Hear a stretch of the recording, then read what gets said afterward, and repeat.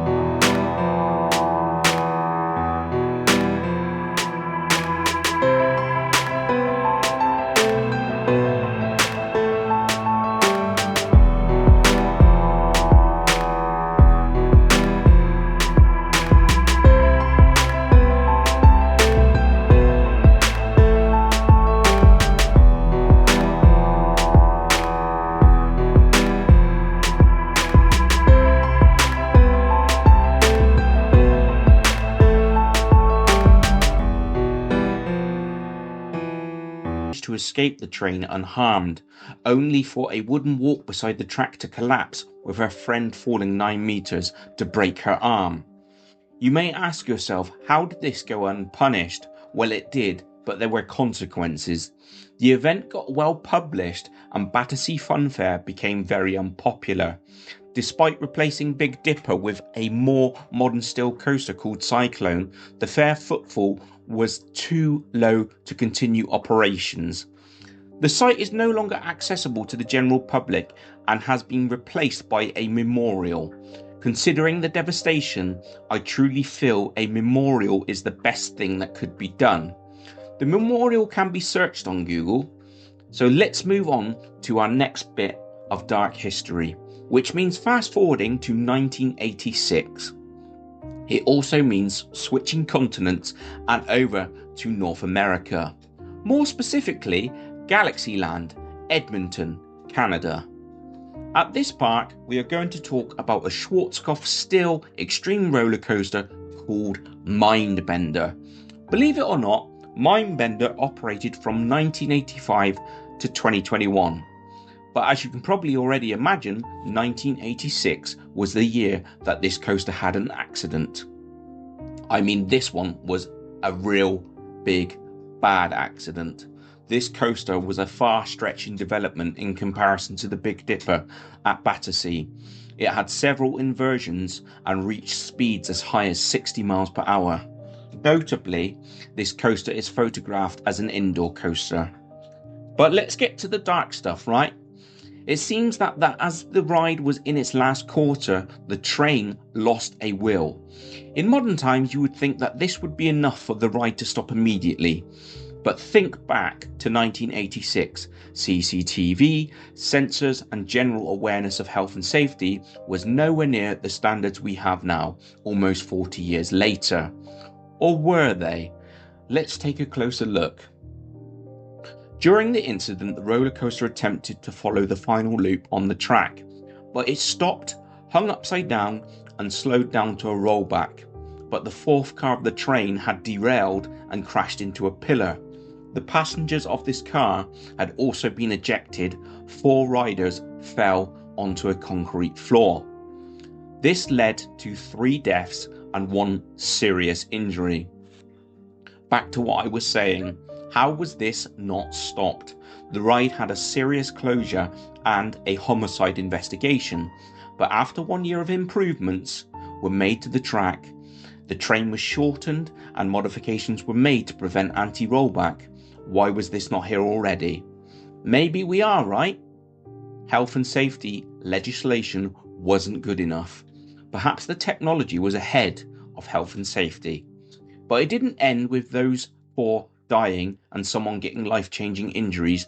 19 others related to the incident were treated for minor needs. For me, a year seems a quick turnaround despite how devastating the incident was. Unreliable media says that the coaster was not maintained properly. If that was the case, how was Galaxyland allowed to continue operating? Surely this would have been corporate manslaughter. I doubt that media has any justification in that statement. I truly think this is a failing in health and safety legislation. Anyway, let's come back to British soil and land back in 2001. This time we are talking Lightwater Valley. I would like to add that Lightwater Valley is currently up for sale. Valued at $3 million seems a small price considering it used to be home to the Ultima. Well, wait until you hear this. It's not surprising the place has gone so far downhill. Their reputation must have been scarred badly after a death on their Treetop Twister ride.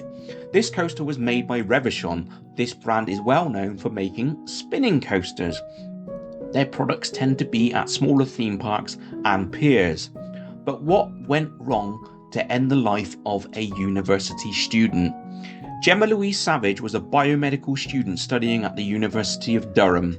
She wanted to enjoy a day out in a theme park, but lost her life so young to yet another ride failure. Treetop Twister was in its opening year in 2001. Just come out of the testing department at Reverchon, it seems the ride had a wiring fault which caused an override in the fail-safe system. The engineer trying to do a manual control on ride forgot to emergency stop the computer system, meaning he could not overrule the fault. The end result being a fatal crushing crash, ending Gemma's life and injuring others. Court result was not corporate manslaughter or even manslaughter. Gemma lost her life with no conviction. The ride was still in operation within 2001 and continued to operate until 2019. The last disaster we will mention today was not a roller coaster. This was a water raft ride in sunny Australia 2016. 4 people were crushed to death. A collision of rafts and a faulty pump led to the overturn of a raft. The crush killed 4 people almost instantly. Luckily, 2 children on board the raft survived.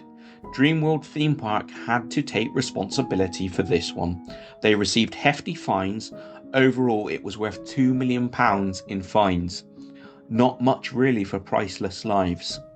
Anyway, folks, that is a dark side to theme park history. See you soon.